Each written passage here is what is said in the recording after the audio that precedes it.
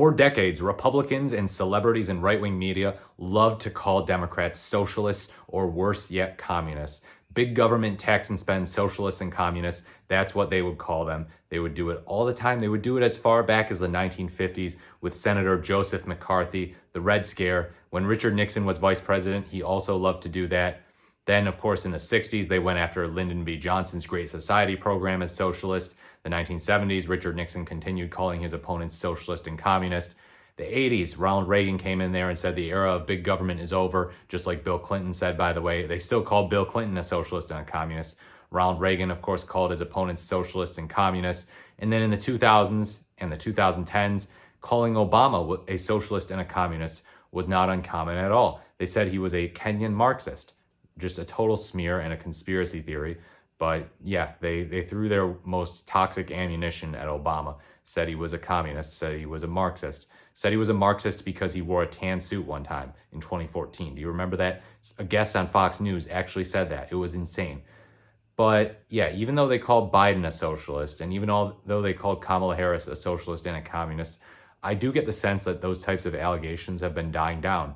They have in recent years.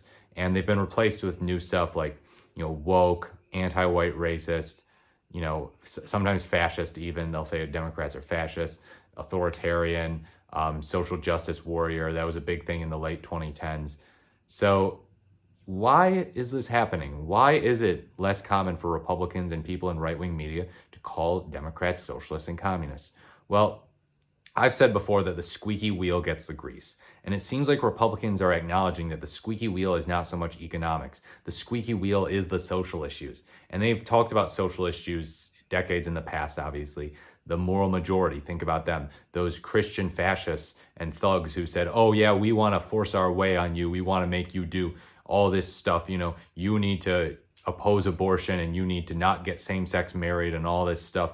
And you need to pray to God. We need to have prayer in the classroom.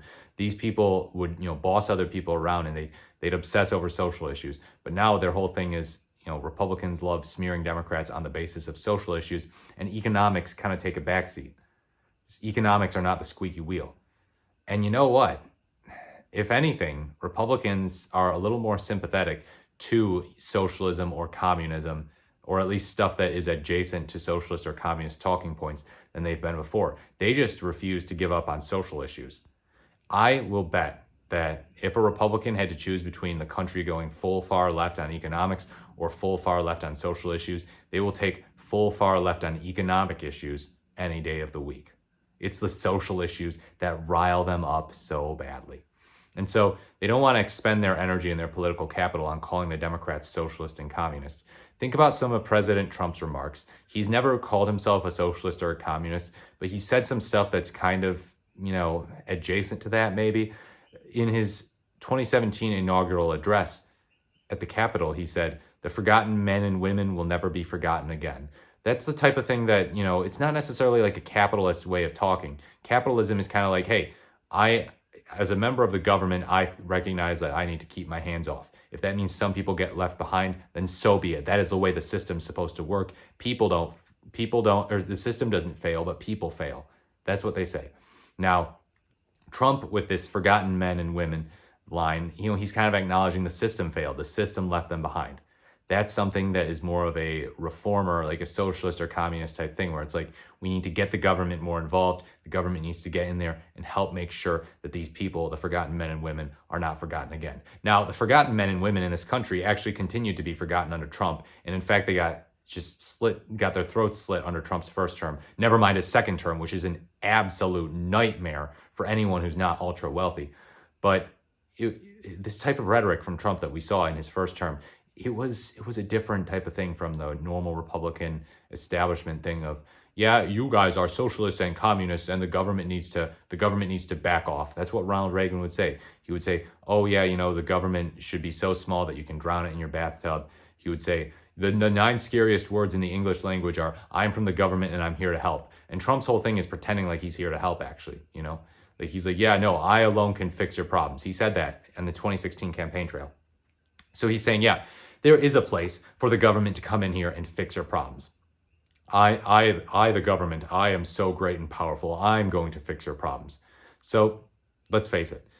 there's a shift in the Republican Party, an air change of, hey, no, we actually can do stuff too. Now, they are doing stuff. It's terrible stuff. They're slitting the throat of the government, slitting the throats of the administrative agencies, and just saying, yeah, American people, screw off all these programs that help you. We're going to gut them. But they do believe in a very active government, not socialism or communism, but a very active government. So they believe in the government doing things. And one thing that I think was just so frustrating during, the 2010s was like, these people seem to say that the government doing anything is socialist or communist. Just any public works project, any action taken by the government, they're like, oh, that's big government, that's socialism.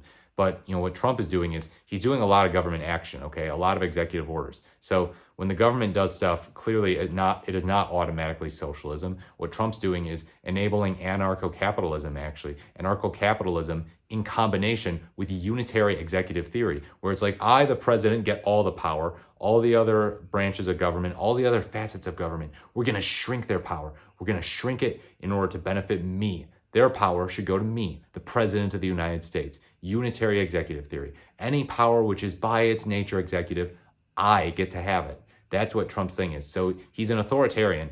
He's a guy who does believe in very big government for himself, but he wants to make government very small outside of himself.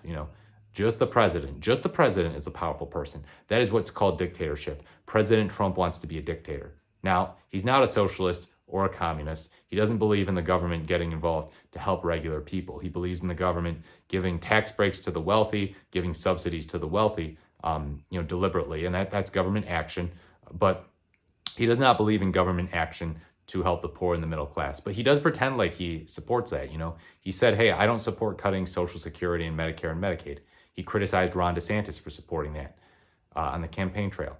So he kind of knows, like, I have to act a little more left-leaning on economics. He does call Democrats socialists and communists at times. It's just not as much of a thing with him and his ilk as it was with the previous generation of right-wingers. The previous generation of right-wingers being like the Rush Limbaughs of the world, the Fox News types, who loved to say socialism. They loved to focus on the economics. They would say the Democrats are going to take your money, they're going to take 90% of your paycheck or whatever, 80% of your paycheck. They're coming to make big government healthcare take over. Yeah. But nowadays, the Republicans, the people on the right, they've gotten a little more sympathetic to the left on economics. I cannot help but notice that. They're not left-wing on economics. They're terrible on economics, but they also they're not impervious to flirting with the left on economics and being like, we should help people. And I feel like if Trump actually moved left on economics, they would still support that. If he came out in favor of universal healthcare, they would be like, yo, this is cool, this is based, whatever. Yeah, no, Trump is giving more people healthcare than the Democrats ever have. This is so cool. If he actually came out and said that. Because they're Trump sycophants, not because they think for themselves and they realize that there's merit to universal healthcare, but no, because Trump does it and they're a Trump cult. And that's really unfortunate, and I want them to break free from it, but it doesn't seem like they're gonna. But Trump could lead them into some accidentally based positions, and that would be cool to see. Not that I think that that's gonna happen. But yeah, the socialism and the communism allegations have died down. It's just been focused on stuff like woke and all these social issues. And the social issues, yeah, they're the squeaky wheel. It's just so much more sexy to say, hey, you know what? There's gonna be men going into the women's restroom. They're going to go in there with your 6-year-old daughter and scaring people. Oh, there's illegal aliens. There's an open border. Illegal aliens are storming our open border right now thanks to Biden. That's not necessarily an economic issue, although it affects economics in some ways, but it's not necessarily a socialism or communism issue. It's like socialist. Be afraid of these people. DEI, they are going to take jobs from white straight men. They're going to take them from qualified white straight men. And you need to be careful. You need to be terrified of this. You can't have that happen to you or your white straight male son. DEI it's just racism. It's discrimination. They focus on that stuff. They know that stuff is so much more sexy to Republican voters than talk about economics. Just calling your opponent socialist and communist, it might not exactly get the base to come out and vote for you and vote against them and hate them. They need something that just inspires more hatred, that just sends something down their spine, gives them that tingly feeling of like, oh, this is just disgusting. And their views on social issues are much more based in disgust and like this emotional hatred, this resentment than their views on economics are. You know, if people get healthcare from the government, they're not necessarily going to be offended by that, really. But you know, if you show them a video of some social justice warrior or some pride march where something kind of cringy happens or something like that, they're going to be like, oh my God, that's so horrible. Wokeness has run amok in this country. We need to do something about this. Oh, we need to vote Republican. Oh, look at this. These Democratic politicians are woke. They support this stuff. Oh no, LGBTQIA mafia. Oh, alphabet mafia. They'll rile their base up that way. It's so much easier to do that than by saying they're a socialist, they're a communist, they want to raise the minimum wage, they want to give everyone health care, they want free college for everyone. They're going to go like, okay, yeah, that's kind of dumb economic proposals. Yeah, yeah. But when it's the social issues, it gets them riled up so much more. So, do you agree with me that it's less common for Republicans and right-wing media to call their political opponents socialist and communist now? That's the premise of this video. So if you disagree with the premise, you can let me know below. But I think that it's way less common nowadays because they realize that the squeaky wheel gets the grease. The squeaky wheel is social issues. They'd rather call you woke.